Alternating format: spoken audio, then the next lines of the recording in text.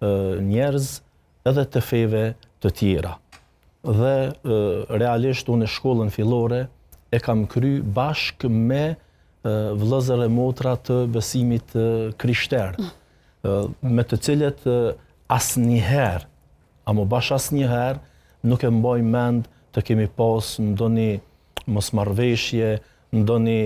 thyrje, ndonjë diskutim të rëndë sa i përket kësaj çështje, por gjithmonë kemi pas liri, tolerancë, harmoni, e kemi uru njëri tjetrin, bile shpeshherë ndodh që për urimet e Bajramit mesazhet e para të mvinë prej shokëve dhe shoqeve të besimit krishter mas pari se prej të tjerëve. Vazhdimisht që nga atëherë e deri me tash,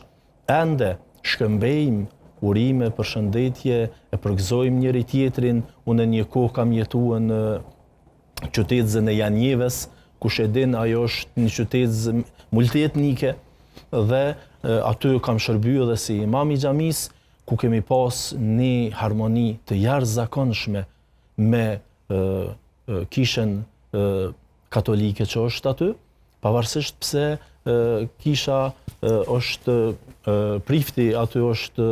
i komunitetit kroat, mirë po kemi pas një bashkëjetesë të mirë, kemi pas një harmoni të mirë, kemi pas një tolerancë të mirë, bile ndoshta nuk është e tepërt më e përmend një shembull që e patëm bë kur erdhen disa përfaqësues të besimit krishter aty, nëse nuk gabohem ka qenë Don Luxhergji, me disa përfaqësues dhe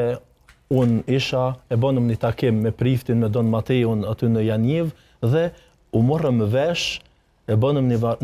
një marrëveshje shumë të mirë, shumë të madhe mendoj, që kur është duke u thirr ezani për namaz në xhami, edhe nëse vije koha e kambanës së kishës, mos me fillu derisa të përfundoj